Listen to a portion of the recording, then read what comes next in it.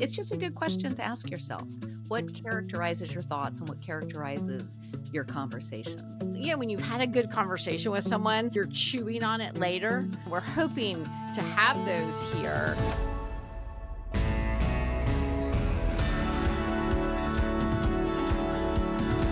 Hi, friends. My name is Melissa Kruger, and I am here with my good friend, and I'm really happy to get to say this, and co host, Courtney So fun. Doctor.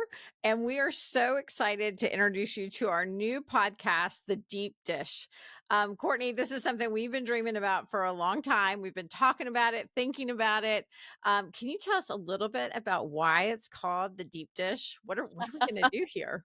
Do you want the spiritual answer or the less than spiritual answer? They're both real answers, but one of them just sounds. I'll start with the spiritual one. The reality is, you and I, because this is why we've been dreaming about this, we recognize that in any relationship that we have, they can be relationships at home or at school or at work or your neighborhood.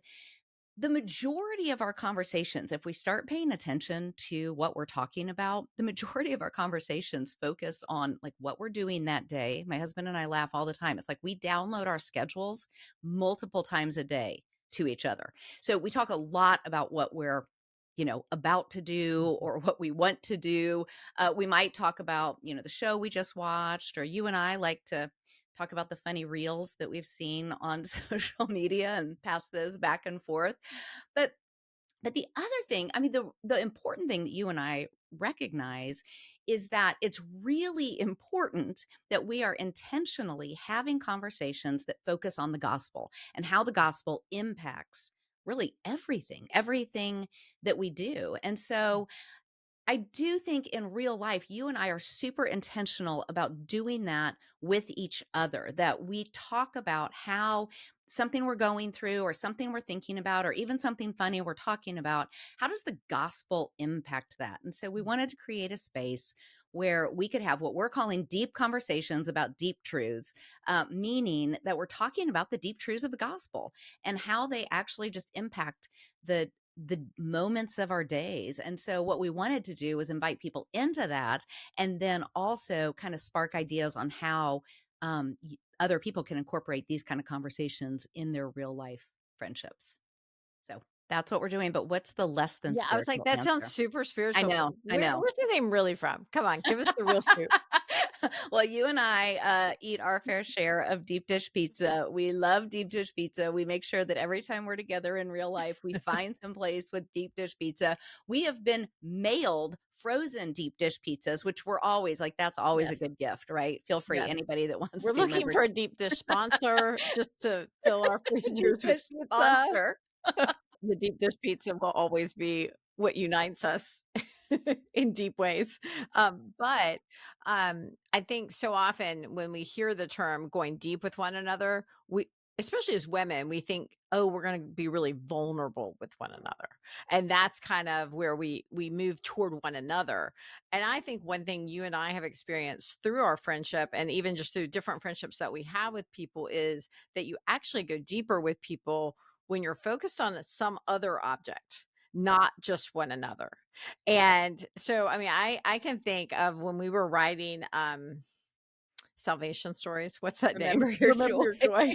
We were writing this Bible study one time that I can't remember what it's called. Yeah, that. Um, and we would be Vox. Okay, Voxing is an app that we will talk about regularly. So let's just introduce Voxer to them. It's a Voxer, walkie-talkie that they app. can sponsor us too. Yeah, they We could because we love the Voxer use it app. every day. I'm eating my turkey sandwich. I need to tell Courtney, so I box her. It's just a walkie-talkie app, and we would just be talking though about, oh my goodness, this connection we see in scripture, and to have someone else to get excited about that. And when you're just reading the word and you're seeing something in Exodus that connects to John, and you need to tell someone about it, and actually that grows a friendship. I think that grows relationships more than anything else, even more than deep dish pizza somehow. Even I mean, more than deep dish pizza. But the reality is, right, I do think we're living in a moment where authenticity and vulnerability are very prized. And I agree. I think that we're supposed to live vulnerable and obviously authentic lives. yes. Consistency between who we are, what we say, what we believe, how we act. But they're not the end goal, are they? They actually serve the greater goal that you're talking about, which is when I am authentic and vulnerable with my friends and my family and those around me, which is how I should be living, it allows them to actually speak gospel truths into my life in a way that is much more on target. And so, yes, authenticity and vulnerability, but not just that's not the end game, is it? The end game is knowing how the gospel speaks into all those areas. And so we need friends that are willing to step into that space. That's right, and I think Daniel 2:20, I was looking this up yesterday, and this is what he said, "Blessed be the name of God forever and ever, to whom belong wisdom and might. He changes times and seasons. He removes kings and sets up kings. He gives wisdom to the wise and knowledge to those who have understanding. He reveals deep and hidden things. He knows what is in the darkness, and the light dwells with him." And what I think we have just found through walking with the Lord for a long time, being in women's ministry for a long time, um, is that, we can go to all these places or even people searching for wisdom, but it's really God revealing it. So as we look to him, and I can say, I mean, I think you would say this too, since becoming a Christian, I've been blessed to always be in a community who's seeking God together. And so, you know, it just through our lives as Christians, whether it's been a Bible study, whether it's been accountability groups, it's been seeking the Lord in that, knowing that He reveals the wisdom. And He often does that as we're having conversations together about His word. Exactly. That's It what I was thinking when you were reading that. Like he reveals these deep and hidden things in his word, but then sometimes they're revealed to us Mhm. through the context of having these conversations. Like you were saying, when we would vox about, oh, guess what? I saw this connection between John and Exodus. And yeah, And then there's an extra connection that's made when someone adds to this. So it's this beautiful way I think the spirit works in co- in community with God's people. It's like yes, the word is the basis. It's what's revealing, but it's happening somehow as we're all talking together. And so that's what we're hoping to do. And also just to live out Philippians 4:8. And this is what it says. Finally, brothers and sisters, whatever is true, whatever is noble, whatever is right, whatever is pure, whatever is lovely, whatever is admirable, if anything is excellent or praiseworthy, think about such things.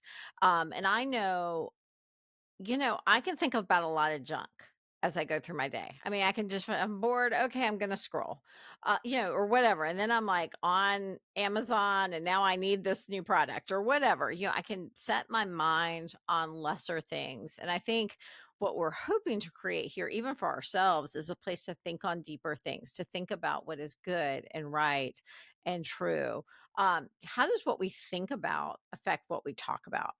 oh, I mean, it's a direct correlation. And I think we can even look at certain friend groups and say, what are those conversations? Like, what characterizes those conversations? Because different friend groups bring out different things in us. And when I was growing up, so I grew up in a house that had a phone desk in the kitchen. I don't think they do those anymore because we don't really have like phones in the house, right? But we had a desk that You was have a cord too? a what? A Oh, cord? for sure. We actually had rotary dial because we lived kind of out of the city. But we had a phone desk, so an entire like piece of furniture dedicated to sit, with the phone book and there was a cork board like at the on the wall at the back of the phone desk. And my mom who still cuts out newspaper articles, cut out this little All of news. these things are, like, ancient. No, I know. Newspaper, phone book. I know, Sorry. because you know what? Hopefully, we can We're relate to ancient. people. And we like it, we like it. These are, Yeah, like, so artifacts of a they world are that's gone. artifacts. Sorry, mom, if you're listening to this, they are artifacts. So she cut out this little square from, maybe a advice column and thumbtacked it to the bulletin board. So I spent a lot of time at that phone desk as a teenager. So I read this little piece of newspaper cutout clipping over and over and over. And this is what it said. And I don't, there's some things I would disagree, but the general premise is so true. So this is what it said. Little people talk about other people average people talk about things and great people talk about ideas. And it was even shaping as a child to ponder, what do I talk about? What do I talk about mostly? Sort of that question of what am I characterized by? And so what I'm thinking is going to directly be revealed, for out of the overflow of the heart, the mouth speaks. And so it's going to be directly revealed in my words. Our words just reveal what's going on in our heart and our mind. And so it's just a good question to ask yourself. What characterizes your thoughts and what characterizes your conversations? Yeah, I can remember one time hearing a speaker. He was actually speaking on Romans 8, one of I know our both of our favorite passages, one of your favorite books. And he said, "What do you think about when you're not thinking?" And I remember like, so where does your brain just go? What are you pondering as you're just walking or, throughout your day? And it was really it was actually very revealing. What am I thinking about when I'm not thinking?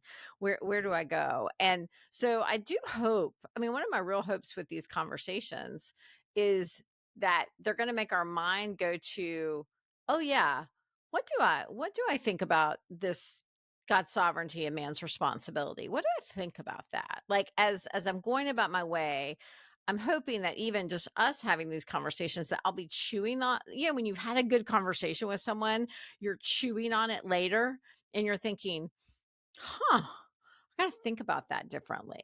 I think that's, we're hoping to have those here and that these will last well past the 30 to 40 minutes that we are talking, but that they're going to help us think about what we're thinking. I And love that. That's exactly it. That's exactly it. Well, okay, why don't you give us a little bit of a sneak peek then on some of the conversations that we're going to be having just in our first season that we hope you all join us for? I know. Let me just say, come for the other people, don't come for us. I mean, Yeah. because we've got great people coming on. 2 people who I'm super excited to have on here are Vanessa Hawkins and Jen Wilkin.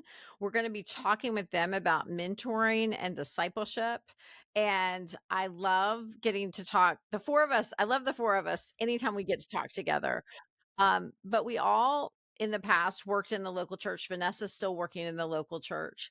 And I'm just really excited to see how that shaped how we all view discipleship and mentoring because that comes up in any women's ministry or any church context. How do we disciple the next generation? We'll also be talking to Elizabeth Woodson. I'm super excited to talk with her because she has written a book on contentment and, that's a favorite topic of mine, so I'm looking forward to us I getting to think you've written a book on it too. Yeah. yeah, yeah, and I need to, like, I'll read be 10 more ganged up books on on. it, so, like, keep sending them to me. One of our favorites we're gonna get to talk to is Nancy Guthrie, and Mm, she has written multiple books on prayer, so that is something mhm. I think we all want to not just think about more, but we want to do more and help with that.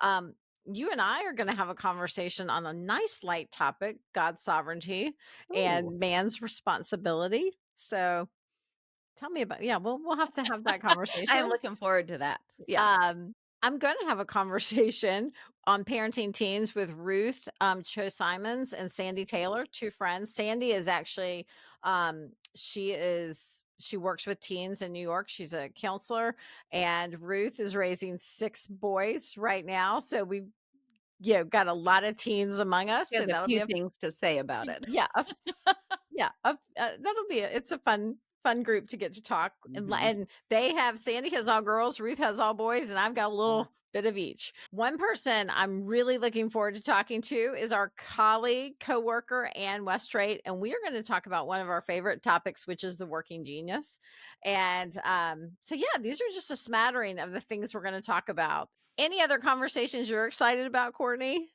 Oh, I'm excited about all of them. We do have some amazing people joining us, and I think just covering a wide variety of topics because like we said at the beginning, we want to talk about how the Bible intersects and impacts and informs every every area of our lives. And so we're going to cover the gamut just like we do in real life. this is kind of real time conversations. And so we're going to be talking to a lot of great people about hopefully a lot of great things. We hope that you're going to join us for these conversations. If you can, go and subscribe right now to the Deep Dish from the Gospel Coalition. It will help other people find it. It will also help you find it again. Because if you're like me, I get lost and say, which podcasts am I looking for today? So if you subscribe to it, you'll be able to find us easily. And we really do hope that you will join us for these conversations as we think together on whatever is true, whatever is noble, whatever is right, whatever is pure, whatever is lovely, whatever is admirable. That's what we're hoping to do. Thanks for joining us. Bye, friends.